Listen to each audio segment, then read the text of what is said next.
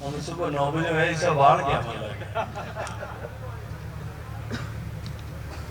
आप शेरगढ़ परगने ने टंकारी टेक राख 9 बजे सब भी रोया कई जना ब्लड दियोड़ा आता है रोटी अन्नी जीवी जहां बैटरी हम डाउन हो गई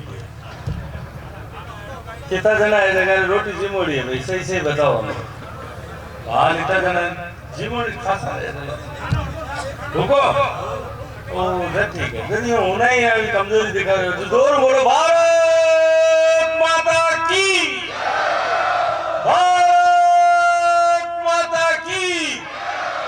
वंदे वंदे मातरम मातरम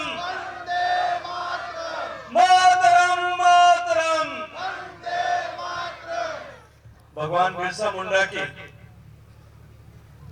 150वीं जयंती और इस शेर परगने शेरगढ़ के लोकप्रिय विधायक मेरे छोटे भाई बाबू सिंह जी के 53वें जन्म दिवस के अवसर पर आयोजित आज इस कार्यक्रम में मंच पर उपस्थित राजस्थान सरकार के शिक्षा और पंचायती राज मंत्री भाई जोर भाषण दियो मदन जी आज जीव राजी हो गए जोरदार ताली बजा करके मदन जी का एक बार धन्यवाद करेंगे हम सब लोग। मदन जी ने भगवान बिरसा मुंडा की बात की। मदन जी ने प्रकृति और पर्यावरण को बचाने के लिए जिस संकल्प को लेने की आवश्यकता आज हम सबको है उसकी चर्चा की। भारत को आत्मनिर्भर बनाने के लिए जो स्वदेशी का मंत्र माननीय प्रधानमंत्री जी ने दिया है तो स्वदेशी के मंत्र की चर्चा की। मैं हृदय पूर्वक आदरणीय मदन जी का मेरे लोकसभा क्षेत्र में स्वागत करते हुए इनका अभिनंदन करता हूं, इनका धन्यवाद ज्ञापित करता हूं। मंच पर उपस्थित भारतीय जनता पार्टी देहात परिवार के मुखिया आदरणीय श्री त्रिभुवन सिंह जी, मंच पर उपस्थित जिला कलेक्टर जोधपुर आदरणीय श्री गौरव अग्रवाल जी, सीईओ जिला परिषद आशीष मिश्रा जी, मंच पर विराजमान पूर्व प्रधान आदरणीय श्री बाबू सिंह जी इंदौर, आदरणीय श्री तगाराम जी, मंच पर उपस्थित आदरणीय श्री करण सिंह जी, शिव कुमार सोनी जी और इस देवतुल्य सभा में विराजित सभी भारतीय जनता पार्टी के देवतुल्य कार्यकर्ता बंधुओं बहनों, मैं आप सबको प्रणाम करते हुए आप सबका अभिनंदन करना चाहता हूं। मित्रों, तीसरी बार लगातार भारतीय जनता पार्टी ने मुझे अवसर दिया था। पार्टी के नेतृत्व ने, पार्टी के राजस्थान के माननीय मुख्यमंत्री आदरणीय प्रदेश अध्यक्ष जी और दिल्ली में हमारे राष्ट्रीय अध्यक्ष और हम सब के नेता आदरणीय प्रधानमंत्री जी ने मुझ में भरोसा और विश्वास व्यक्त करते हुए आप सबकी सेवा का सौभाग्यपूर्ण अवसर तीसरी बार दिया। पिछली 2 बार में जिस तरह से आप सब ने एक प्रचंड बहुमत के साथ में आशीर्वाद देकर के मुझे विजयी किया था, उसी की श्रृंखला में वो तीसरा चुनाव था। पहली बार जब मुझे भारतीय जनता पार्टी ने अवसर दिया था, पार्टी के नेतृत्व ने, संगठन ने तय किया था, तब शायद आप में से बहुत सारे ऐसे लोग होंगे, क्योंकि मैं सीधे प्रत्यक्ष रूप से राजनीतिक क्षेत्र में काम करने वाला कार्यकर्ता नहीं था, सामाजिक क्षेत्र में काम करता था, सुदूर सीमावर्ती क्षेत्र में काम करता था, लेकिन बहुत सारे ऐसे लोग होंगे जिनका प्रत्यक्ष रूप से परिचय न होते हुए भी आप सब लोगों ने भारतीय जनता पार्टी के नेता, मेरे जनप्रतिनिधि साथी, मेरे छोटे भाई आदरणीय बाबू सिंह जी और बाबू सिंह जी के साथ मिलकर के आप सब लोगों ने जिस तरह से भरोसा और विश्वास किया, एक प्रचंड बहुमत के साथ में विजयी करके मुझे आप सब लोगों ने भेजा। 2014 से लेकर के 19 तक आप लोगों के बीच में काम करते हुए आप लोगों से कुछ परिचय हुआ, कुछ लोगों के साथ में मिलना जुलना उठना बैठना हुआ, लेकिन 19 का चुनाव, 18 के विधानसभा चुनाव के परिणाम के पश्चात जब राजस्थान में सरकार हमारी विपक्ष की आइडियोलॉजी की बन गई थी, लेकिन और उन्होंने माननीय मुख्यमंत्री जी ने अपने बेटे को भी जो है यहाँ पर मेरे सामने उम्मीदवार के रूप में नामित किया। पूरी सरकार उस समय पूरी ताकत के साथ में लगी थी। लेकिन मैं आज, क्योंकि तीसरे चुनाव के बाद पहली बार सार्वजनिक रूप से आप सबसे एक साथ एकत्रित होकर के बात करने का सौभाग्य मिला है, मैं आप सबका 2019 के उस कठिन चुनाव में जिस तरह से शेरगढ़ परगने के कार्यकर्ताओं ने जो टणकाई की टेक रखते हुए जिस तरह से उस संघर्ष के चुनाव में भी आप सब लोगों ने जैसा परिणाम दिया था, मैं आपके उस हौसले और उस जज्बे का अभिनंदन आज फिर एक बार करना चाहता हूं। आपका आशीर्वाद मिला, जोधपुर की सेवा करने के साथ साथ में लगातार दूसरी बार फिर मुझे देश की सरकार में माननीय मोदी जी के साथ में काम करने का सौभाग्यपूर्ण अवसर आप सबकी शुभकामनाओं और आशीर्वाद के चलते हुए मिला। देश में पीने का पानी पहुंचे, माननीय प्रधानमंत्री जी ने एक नए विभाग का गठन करके मुझे उसकी जिम्मेदारी दी। देश के हर घर तक शौचालय पहुंचे, उसी मंत्रालय का एक हिस्सा बना करके सैनिटेशन का, जिसका काम आजकल राजस्थान में मदन जी के जिम्मे है, उसकी जिम्मेदारी भी मुझे देकर के आप लोगों के भरोसे और विश्वास को आगे बढ़ाने का काम किया। मित्रों, 2024 का चुनाव आया, देश भर में एक फॉल्स नैरेटिव, एक झूठी गठबंधन नैरेटिव खड़ा करने की कोशिश की। आज हम भगवान बिरसा मुंडा की जयंती के उपलक्ष्य में सब लोग यहाँ उपस्थित आए। भगवान बिरसा मुंडा के विषय में आदरणीय माननीय प्रधानमंत्री जी का उद्बोधन आप सबने अभी सुना। आदरणीय मदन दिलावर साहब ने विस्तार से आपके सामने इस विषय को रखा। मैं आज आप सब लोगों से एक बात इस मंच पर खड़े होकर के पूछना चाहता कि 2014 में नरेंद्र मोदी के देश का प्रधानमंत्री बनने से पहले ईमानदारी से बात करिए कि कितने लोग इस देश में ऐसे थे जो भगवान बिरसा मुंडा का नाम जानते थे? कोई नहीं जानता था नाम। आप में से किसी ने कभी नाम नहीं सुना हो। क्यों? क्योंकि जो लोग आदिवासियों की, वनवासियों की, पिछड़े लोगों की, दलितों की, शोषितों की, पीड़ितों की, वंचितों की बात करके और उनकी ताकत पर सत्ता की कुर्सियों पर जाकर के बैठते थे, वो सत्ता की कुर्सी पर जाकर बैठने के बाद में जिन लोगों के कंधे पर सवार होकर के आए हैं उनको भुला देते थे, उनके बारे में किसी तरह की कोई चिंता नहीं करते। ये नरेंद्र मोदी के नेतृत्व में देश की सरकार बनी और प्रधानमंत्री की कुर्सी पर बैठने से पहले जिस दिन नरेंद्र मोदी जी को संसदीय दल का नेता एनडीए के घटक दल ने चुना था, उस दिन उन्होंने अपना संकल्प देश के सामने व्यक्त करते हुए कहा था, मेरी सरकार गांव, गरीब, किसान, पीड़ित, शोषित, वंचित, दलित, महिलाएं और युवा इनके जीवन में परिवर्तन लाने के लिए काम करेगी। मेरी सरकार किसान की आमदनी बढ़ाने के लिए काम करेगी। और वो जो संदेश था, पिछले 11 साल तक लगातार उस संदेश पर काम करते हुए, उस संकल्प पर काम करते हुए देश की सरकार ने काम किया। लेकिन एक झूठा नैरेटिव खड़ा करने की कोशिश की गई कि भारतीय जनता पार्टी की सरकार बन जाएगी। उस भारतीय जनता पार्टी की जिसने बाबा साहब अम्बेडकर के जीवन से जुड़े हुए हर उस स्थान को एक तीर्थ के रूप में स्वीकार करते, उसको विकसित करने का काम किया था।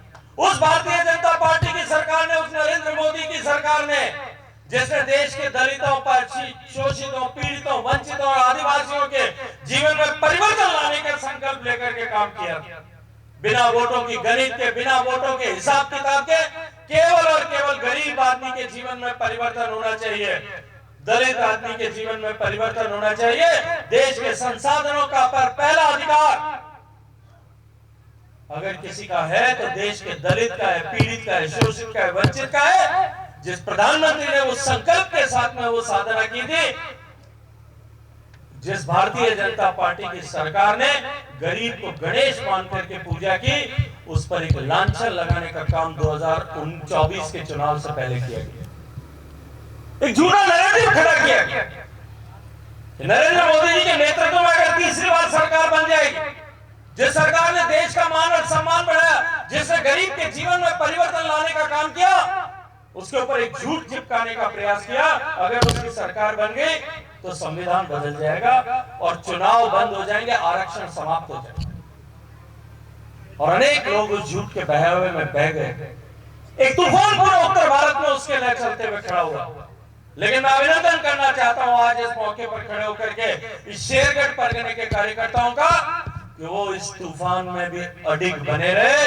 उन्होंने पूरी ताकत के साथ में मिलकर के भारतीय जनता पार्टी का कमल खिले, शेरगढ़ में खिले, जोधपुर लोकसभा क्षेत्र में खिले और नरेंद्र मोदी जी के नेतृत्व में एक बार फिर सरकार बने, इस देश के भाग्य के परिवर्तन करने वाली सरकार बने, उस मंत्र को सिद्ध करने का काम इस शेरगढ़ परगने के कार्यकर्ताओं ने किया। मैं आप सबके श्री चरणों में आज यहाँ खड़े होकर के प्रणाम करना चाहता हूँ, आप सबका अभिनंदन करना चाहता हूँ, आप सबका अभिवादन करना चाहता हूँ। मित्रों, आप सबके आशीर्वाद से तीसरी बार फिर मुझे माननीय प्रधानमंत्री जी के नेतृत्व में काम करने का अवसर मिला है और एक ऐसे विषय पर काम करने का अवसर मिला है।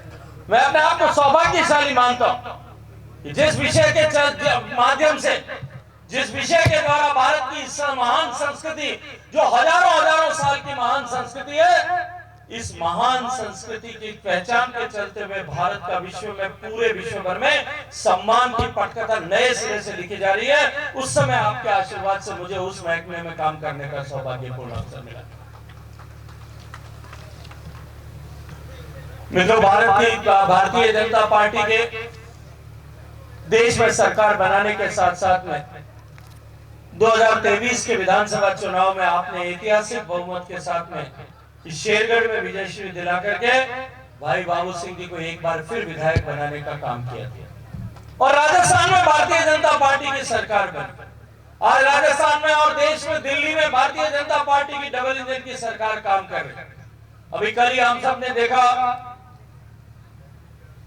बिहार के चुनाव के परिणाम आए थे। हम सब ने देखा कितनी तरह के टीवी पे, आपने देखा होगा सोशल मीडिया पे, टीवी पे अलग अलग तरह की स्टोरी बनाने की कोशिश की जा रही है, अलग अलग तरह के झूठे षड्यंत्र खड़े करने की कोशिश की जा रही है। चुनाव में वोट चोरी के, अब ये कलेक्टर साहब यहाँ बैठे हैं, चुनाव ये कराते हैं, इनको पता है चुनाव कैसे होता है, और वो कहते हैं चुनाव में वोट चोरी हो गया। वोट चोरी का हल्ला मचा करके पूरे देश भर में वोट चोरी की बात करके देश की संवैधानिक संस्थाओं पर प्रश्न चिन्ह खड़ा करके उनके मुंह पर कालिक पोतने का प्रयास इस देश में किया जाए। वो देश जिसने आत्मा से लोकतंत्र को स्वीकार किया, वो भारत की जनता जिसने अपने लोकतांत्रिक विवेक के आधार पर निर्णय करते हुए पिछले 75 साल में अनेक बार ऐसे लोग जो जनता के मनमाफिक काम नहीं कर रहे थे, उनको धरातल पर ला करके खड़ा करने का काम किया था। उनके विवेक पर और उन सारी संवैधानिक संस्थाओं के पर प्रश्न चिन्ह खड़ा करने का पाप जो लोग कर रहे थे, उनके पाप पर छठी मैया ने गंगा जल कल फेर दिया। आप सब लोगों ने देखा, कोई कल्पना नहीं कर सकता इतने वोटों के साथ में विजयश्री को लेकर के एनडीए की सरकार बनाने का काम भारतीय जनता पार्टी और एनडीए के घटक दलों के कार्यकर्ताओं की मेहनत, उनके परिश्रम और उनके अडिग विश्वास और हौसले के आधार पर, नेतृत्व में उनके विश्वास के आधार पर बिहार की जनता ने किया। मित्रों, ये सब परिणाम, जिस तरह का परिणाम आया, माननीय प्रधानमंत्री जी ने कल कहा, ये परिणाम हम भारतीय जनता पार्टी के कार्यकर्ताओं की जिम्मेदारी को और भी अधिक बढ़ाता। आने वाले समय में राजस्थान में भी पंचायती राज के चुनाव होने वाले। अभी आदरणीय बाबू सिंह की बात कर रहे, और ये जब तक ये पूरे गांव नहीं बने थे, पंचायतें नहीं बनी थी, बाबू सिंह ने कलेक्टर को सोने देते थे, मुझे सोने देते। रात दिन इनके एक ही काम होता, पंचायत बनानी है, एक नई पंचायत समिति बनानी है, 2 नई पंचायत समिति बनानी है। वो पंचायत समितियों बनाने का कार्यक्रम जो है अब लगभग पूरा होने वाला है, और उसको पूरा होने के बाद में पंचायत समिति और स्थानीय प्रशासन और पंचायती राज दोनों के चुनाव एक साथ होने वाले। मैं धन्यवाद करना चाहता हूं राजस्थान के माननीय मुख्यमंत्री भजन लाल जी, उन्होंने कुर्सी पर बैठते ही न्यायालय के अनेक तरह के न्यायालय के माध्यम से षड्यंत्र रचने के बावजूद भी उन्होंने अड़िग रह करके ये कहा कि राजस्थान में अब एक साथ पंचायती राज और स्थानीय निकाय के चुनाव हो। मैं इस मंच पर खड़े होकर याद दिलाना चाहता हूं, पिछले 5 साल तक जब प्रदेश में जो सरकार थी, पंचायती राज के चुनाव को किस तरह से लटकाने और अटकाने का काम उन्होंने किया। राजस्थान में जिला पंचायतों के चुनाव, जिला परिषद के चुनाव 5 टुकड़ों में हुए, 2-2, 3-3 जिलों के मिलाकर के चुनाव कराए जा रहे थे अपनी सुविधा के अनुरूप। लेकिन परिणाम जनता ने फिर भी उस समय भी विपक्ष में बैठी हुई भारतीय जनता पार्टी को आशीर्वाद देकर के अधिकांश जिलों में, उस समय में राजस्थान के 30 जिलों में से 19 जिलों में भारतीय जनता पार्टी का बोर्ड बना करके आशीर्वाद देकर के दिया। अब एक बार फिर चुनाव होने वाला, और ये चुनाव निश्चित रूप से हम भारतीय जनता पार्टी के कार्यकर्ताओं की परीक्षा होगी। हम सब लोगों को अपने स्वार्थ से ऊपर उठ करके पूरी ताकत के साथ में अंतिम पायदान पर हमारे भारतीय जनता पार्टी का, हमारी पार्टी का कमल खिले, उसके लिए संकल्पबद्ध होकर के पूरी ताकत के साथ में जुट करके काम करने की आवश्यकता है। मैं आप सबका अभिनंदन करना चाहता हूं, आप सबका धन्यवाद ज्ञापित करना चाहता हूं, आप सबका आभार ज्ञापित करना चाहता हूं। लेकिन उसके साथ साथ में आदरणीय बाबू सिंह जी को बहुत सारी बधाई देना चाहता हूं। आज इनका 53वां जन्मदिन। 53 साल में से पिछले 30 साल लगातार जिस आदमी ने अपने जीवन जो है वो सामाजिक सेवा के लिए समर्पित कर दिया। 1991-92 के समय से आज 30 साल, उस 91-92 को लगभग 34 साल का समय हो गया। उस 34 साल के कालखंड से जब विद्यार्थी जीवन में थे तब से लेकर के हम लोगों ने जब छात्र राजनीति करना प्रारंभ किया था, उस समय से लेकर के आज तक निरंतर नर सेवा नारायण सेवा का संकल्प लेकर के उन्होंने निरंतर काम किया और 34 साल तक 3 दशक 3.5 दशक तक अंत तक लोगों की सेवा के संकल्प पे काम करने का परिणाम आज हम सबको देखने को मिलता है। जब अपने महबूब नेता, अपने प्रिय नेता का जन्म दिवस मनाने के लिए सैकड़ों की संख्या में, मैं सुबह जोधपुर से हम जब रवाना हुए थे, जोधपुर से लेकर के यहाँ पहुंचने में देर होते होते होते होते अभी मदन जी मुझे पूछ रहे थे, भाई साहब ट्रेन पकड़नी है, टाइम कितना होगा, लेकिन देर होते होते आज यहाँ तक पहुंचने में ये जो 2-2.5 घंटे का विलंब हुआ, उसका कारण जो है ये बाबू सिंह जी की 34 साल की साधना है। उस साधना के कारण से ये लोगों का स्नेह मिलता है। आप लोगों ने जिस तरह से स्नेह दिया, जिस तरह से आशीर्वाद दिया, आप सब लोगों ने जिस प्रेम के साथ में स्वागत किया, प्रचंड बरसात फूलों की हो रही थी, उसके बीच में आप सब लोगों ने यहाँ प्रवेश करा करके सम्मान के साथ में यहाँ ला करके बिठाया। मैं भरे हुए हृदय के साथ में आप सब लोगों का हृदय पूर्वक धन्यवाद करते हुए अभिनंदन करना चाहता हूं। लेकिन मैं उसके अतिरिक्त और भी अभिनंदन करना चाहता हूं कि अपने जन्म दिवस को लोगों की संकल्प सेवा का माध्यम बनाने का जो माननीय प्रधानमंत्री जी ने जो प्रथा प्रारंभ की, जो रीति प्रारंभ की, उस रीति को उनके कदमों पे चलते हुए बाबू सिंह जी ने भी निर्णय किया। जब मुझे पहली बार इन्होंने आज से 2 महीने पहले ये कहा था, आज की तारीख के लिए बताया था कि आज की तारीख 15 नवंबर को आपको शेरगढ़ में हम सब लोगों के साथ में रहना, मेरे लिए बहुत संकट का समय था। माननीय प्रधानमंत्री जी के साथ में जिस कार्यक्रम को आप सब ने देखा, वो कार्यक्रम मेरे मंत्रालय के तत्वावधान में हो रहा था, मुझे उनके साथ में वहां उपस्थित रहना। मैंने जाकर के व्यक्तिगत रूप से निवेदन किया हुआ कि मैंने कहा, भाई साहब मैंने पहले से मैंने कमिटमेंट किया हुआ है, मेरा बहुत इंपॉर्टेंट इवेंट है, मुझे अपनी कॉन्स्टिट्यूंसी में जाकर के मैं वहां से आपके कार्यक्रम के साथ शरीक होऊंगा। मैं धन्यवाद करता हूं, उन्होंने मुझे अनुमति दे दी। लेकिन उसके साथ में मैं अभिनंदन करना चाहता हूं बाबू सिंह जी कि उन्होंने जिस तरह से सेवा के साथ के संकल्प को अपने जन्मदिन के, अपने व्यक्तिगत दिन के साथ में जोड़ा और उस सेवा के संकल्प में जिस तरह से कार्यकर्ताओं ने बढ़ चढ़ करके हिस्सा लिया। आज मुझे बताया गया कि 1000 से ज्यादा लोगों ने रक्तदान इस समय में किया। 1000 से ज्यादा लोगों का रक्तदान करना किसी एक ऐसे अवसर पर कि अपने नेता के जन्म दिवस पर करना, ये उसके प्रति उनके मन में जो भाव है उसको प्रदर्शित करता है। बाबू सिंह जी ने अपने इस जन्मदिन के कार्यक्रम के साथ सक्षम शेरगढ़ अभियान प्रारंभ किया और बाबू सिंह जी के नाम से एक फाउंडेशन बनाया। मैं आज मंच पे खड़े होकर के आप सबको भरोसा और विश्वास दिलाता हूं कि इस बाबू सिंह फाउंडेशन को मजबूत करने के लिए जो कुछ करना है वो सब हम सब मिलकर के करेंगे। मैं आपके साथ में उस फाउंडेशन इतनी मजबूत हो कि शेरगढ़ में एक भी व्यक्ति, असक्षम व्यक्ति जो है वो कहीं किसी का मोहताज न रहे, वो कहीं भी किसी की तरफ उसको देखने की आवश्यकता न रहे। माननीय प्रधानमंत्री जी के आशीर्वाद से गरीब आदमी को आज इलाज कराने के लिए 5 लाख रुपए तक खर्च के लिए देखने की आवश्यकता नहीं है, सोचने की आवश्यकता नहीं। लेकिन उसके बाद में भी अगर उसके उपरांत में कुछ आवश्यकता होगी तो वो ये फाउंडेशन उसको सुनिश्चित करे। इसके लिए हम सब लोग मिलकर के जिम्मेदारी लेकर के आज आप सबको भरोसा और विश्वास दिलाते हैं। मैं इसके अलावा जिन कार्यकर्ताओं ने आज रक्तदान किया उनका भी हृदय पूर्वक अभिनंदन और आभार ज्ञापित करना चाहता हूं, उनको बहुत सारा धन्यवाद देना चाहता हूं, क्योंकि रक्तदान जो है वो सबसे बड़ा दान है। आप अपने शरीर का अंश निकाल करके किसी दूसरे का जीवन बचाने के लिए समर्पित करते हैं और ये महान काम जो आप सब ने किया है, आपके मन की जो प्रेरणा उसके लिए थी मैं उसका सम्मान करते हुए आप सबका हृदय पूर्वक धन्यवाद करना चाहता हूँ। बाबू सिंह ने कुछ विकास के कार्यों की बात की, कुछ सड़कों की बात की। सड़कें जो है हमारी जो रूरल रोड्स थी, विलेज रोड्स थी, उनका अपग्रेडेशन हो, जो हमारी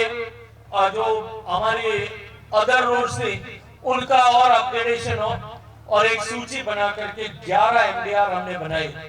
मैं राजस्थान सरकार से बात करके और राजस्थान सरकार से इन 11 एमडीआर को जो है वो आगे सीआरएफ में लेने के लिए प्रस्ताव जाए, उसके लिए माननीय मंत्री जी से, माननीय उप मुख्यमंत्री जी से, माननीय मुख्यमंत्री जी से चर्चा करके इनको सड़कों के नाम वहां भारत सरकार में भिजवा करके इसको स्वीकृत कराने के लिए जो कुछ भी करना है वो सब काम करने के लिए प्रयास करेंगे। आज हमने बहुत सारे विकास कार्यों का उद्घाटन भी किया, पीने के पानी की टंकियों का उद्घाटन किया। जब जल जीवन मिशन का बोर्ड लगा हुआ देखता हूँ मुझे प्रसन्नता होती है, लेकिन उसके साथ साथ में मुझे दुख भी होता है, तकलीफ भी होती है। और वो दुख और तकलीफ इसलिए होती है कि जल जीवन मिशन जैसा महत्वपूर्ण मिशन माननीय प्रधानमंत्री जी ने लिया, गरीब के घर तक पीने का पानी पहुंच जाए, उसको माथे पर पानी ढो करके लाने के अभिशाप से मुक्ति मिल जाए। इस बड़े विचार के साथ में माननीय प्रधानमंत्री जी ने यह कार्यक्रम प्रारंभ किया। देश भर के दृष्टिकोण से बात करें, 16 करोड़ घरों तक पीने का पानी पहुंचाने में सफलता उसके माध्यम से मिली। लेकिन जब अपने यहां पर देखता हूं, तत्कालीन सरकार ने जिस गंभीरता के साथ में काम करना चाहिए, जो संसाधन उपलब्ध थे उनकी महत्ता को समझते हुए, उस अवसर की महत्ता को समझते हुए जिस तरह से काम करना चाहिए वो काम नहीं किया। अभी बाबू सिंह की बात कर रहे थे थर्ड फेज कैनाल, तीसरा फेज कैनाल जो है उसकी घोषणा 2018 में की थी, लेकिन 2023 में जाकर के उसका टेंडर हो पाया था। 5 साल तक लगातार उसको लटकाने का काम पिछली सरकार में हुआ। उसके कारण से आज भी जोधपुर शहर में और जोधपुर शहर के आसपास के सारे देहात के क्षेत्रों में चुनौती का वातावरण बना हुआ। पानी की कमी है, टंकियां बन गई हैं लेकिन उनमें पानी नहीं पहुंचेगा क्योंकि पीछे से आने वाला साफ पानी नहीं है। मैं आज प्रसन्नता के साथ में कह सकता हूं, मैं लगातार इसको फॉलो कर रहा हूं। अगले 2 महीने में थर्ड फेज कैनाल पूरा हो जाएगा। जब थर्ड फेज कैनाल पूरा होगा, उसके फिल्टर सिस्टम सारे बने हुए और उसका सप्लाई नेटवर्क लगभग सब बना हुआ है। मुझे पूरा भरोसा है कि अगली बार की गर्मियों में जो चुनौती है वो पहले जैसी हमेशा रहती थी वैसी चुनौती नहीं रहेगी। अब की बार पीने का पानी की उपलब्धता बहुत बेहतर तरीके से हम कर पाएंगे, ऐसा मुझे पूरा भरोसा और विश्वास है। मैं एक बार फिर आप सबका हृदय पूर्वक धन्यवाद करते हुए, क्योंकि आप सब लोग भी सुबह से आए हुए, मुझे भी अभी वापस रात में दिल्ली जाना है, इसलिए आप सबका धन्यवाद करते हुए जो स्नेह आप लोगों ने दिया, जो सम्मान आप लोगों ने दिया, जो आशीर्वाद आप लोगों ने दिया, जो भरोसा और विश्वास आप सब लोगों ने दिया। देखिए, आप सब लोग बूथ पर काम करने वाले योद्धा के रूप में काम करने वाले लोग, और सबसे बड़ी चीज अगर कोई होती है वो है भरोसा और परस्पर विश्वास। भरोसा और विश्वास हमारा आपस में बना रहे, ये आशीर्वाद आप सबका बना रहे, इस अपेक्षा के साथ में भगवान बिरसा मुंडा जी के प्रति जो 150वीं जयंती का कार्यक्रम आज उनका हो रहा है, उनके प्रति सम्मान और उनके प्रति कृतज्ञता का भाव व्यक्त करते हुए आज आचार्य विनोबा भावे जी का भी पुण्यतिथि है, उनके प्रति भी सम्मान व्यक्त करना चाहता हूँ। और अंत में एक निवेदन आप सबसे करना चाहता हूँ। माननीय प्रधानमंत्री जी ने भी अपने भाषण के अंत में उल्लेख किया, वंदे मातरम गीत का 150वां साल चल रहा है। माननीय प्रधानमंत्री जी ने मुझे जिम्मेदारी दी मेरे मंत्रालय को कि इस 150 साल के स्मरणोत्सव को पूरे देश भर में मनाया जाए। वंदे मातरम का गीत 1875 में जब भगवान बिरसा मुंडा का जन्म हुआ था, उस समय में बंकिम चंद्र चटर्जी जी ने वो गीत लिखा था। आनंद मठ नाम से एक उपन्यास लिख रहे। उस समय की भीषण परिस्थितियां, अंग्रेजों का अत्याचार का काल था, संसाधनों की सीमितता थी, उनके पास में संसाधन नहीं थे, इसलिए बंग दर्शन नाम का हर साप्ताहिक अखबार छपता था। उसमें रोज उसके 2 पन्ने जो है हर सप्ताह में आनंद मठ के छपते थे। कई साल तक छपता रहा आनंद मठ पन्ने। बंकिम चंद्र चटर्जी डेप्यूटी कलेक्टर हुआ करते थे बहरामपुर, और डेप्यूटी कलेक्टर की तरह काम करते हुए वो अपने बहरामपुर में, अपने बंगाल में अपनी नौकरी के लिए अपने दफ्तर जा रहे थे पालकी में बैठकर।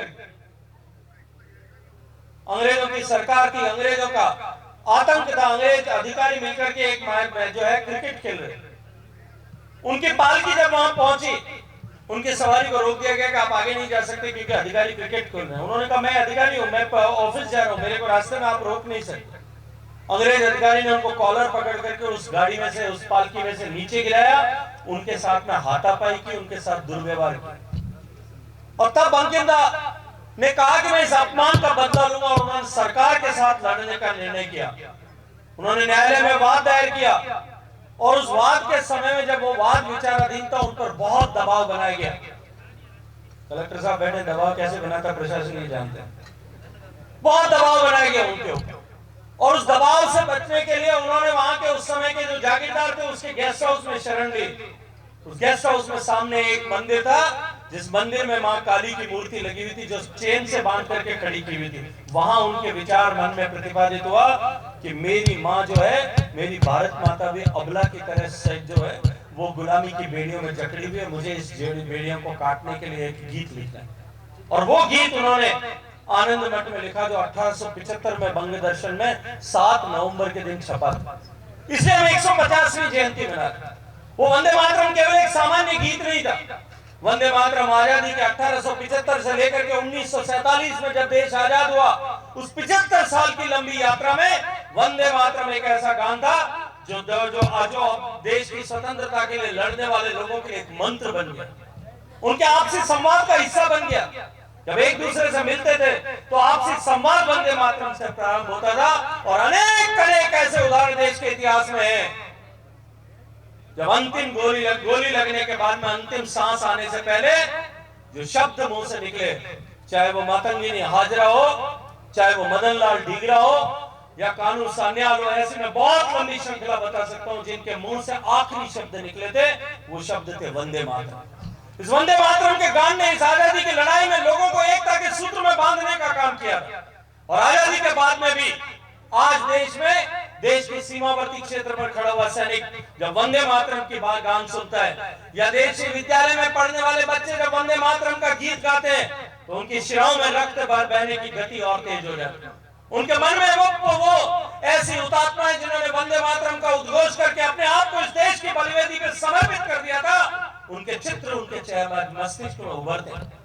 तो वंदे मातरम कालांतर में कांग्रेस की सभाओं में, उस समय आजादी से पहले आजादी की लड़ाई में कांग्रेस की सभाओं में गाया गया, लेकिन धीरे धीरे जिस तरह की परिस्थितियां बनी, वंदे मातरम के टुकड़े कर दिए गए। कहा गया कि वंदे मातरम पूरा गाने पर हमारी भावनाएं आहत होती। और माननीय प्रधानमंत्री जी ने उस दिन 7 नवंबर को कार्यक्रम में कहा कि जिस दिन वंदे मातरम का विभाजन हुआ था, उस दिन उस हिंदुस्तान के विभाजन का बीज बो दिया गया था। वंदे मातरम के विभाजन ने इस देश का विभाजन करने का काम किया।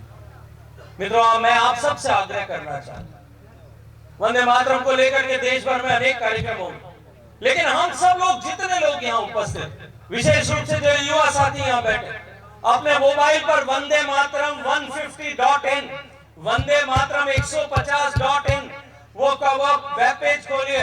उस पर खोलने के साथ ही आपको एक लिंक मिलेगा, जिसपे आप क्लिक करेंगे, अपना नाम और अपना टेलीफोन नंबर लिखेंगे, एक ओटीपी आएगा और आपके सामने एक कैमरा और उधर साइड में वंदे मातरम लिखा हुआ आ जाएगा। अपने स्वर में वंदे मातरम का गायन करके देश के उन अमर शहीदों को श्रद्धांजलि व्यक्त करते हुए हम भारत को विकसित बनाएंगे। इस संकल्प के साथ में जुड़ने का अवसर हम सबके पास है। मैं प्रसन्नता के साथ में कह सकता हूँ, 7 तारीख को माननीय प्रधानमंत्री जी ने बटन दबा करके पोर्टल का उद्घाटन किया था। आज हम 15 तारीख को बात कर रहे हैं, आज 8 दिन हुए, अब तक 2 करोड़ लोगों ने अब तक जो है वंदे मातरम गा करके अपनी आस्था उस महान गीत के प्रति और उस गीत को गाते हुए जिन लोगों ने शहादत दे दी, उनके प्रति व्यक्त किया। मैं आज आप सब लोगों से भी आग्रह करना चाहता हूं, 3 मिनट का समय निकाल करके हम सब वंदे मातरम के साथ में जुड़े, हम सब वंदे मातरम का गायन करें। ऐसी अपेक्षा के साथ में आप सबको हृदय पूर्वक धन्यवाद करते हुए, आप सबका एक बार फिर अभिनंदन करते हुए, बाबू सिंह जी को एक बार फिर अंतरात्मा से जन्मदिन की बधाई देना चाहता हूं। ये साल आपके जीवन में उत्कर्ष का कारक बने, आप नई ऊंचाइयों को छुए, ऐसी शुभकामनाओं और अपेक्षाओं के साथ में आप सबका बहुत सारा धन्यवाद। भारत माता की